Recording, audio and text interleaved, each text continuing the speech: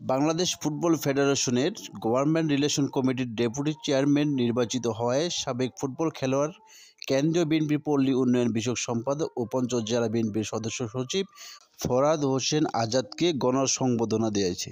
সোমবার বিকেলে পঞ্চগড় জেলা শহরের শেরেবাংলা পার্কের মুক্ত মঞ্চে এই সংবর্ধনার আয়োজন করে পঞ্চগড় জেলা ফুটবল খেলোয়াড় কল্যাণ সমিতি ও জেলা ফুটবল কোচ অ্যাসোসিয়েশন।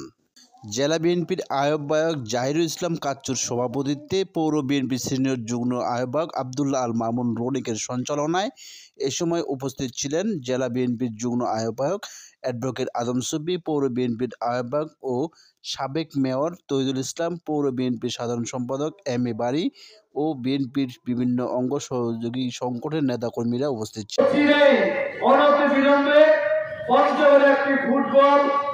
ম্যাচে আয়োজন করতে হবে। তারা কিন্তু আমার ডাকে সাড়া দিয়ে আগামী 19শে ফেব্রুয়ারি পঞ্চগড়ে একটি ঐতিহাসিক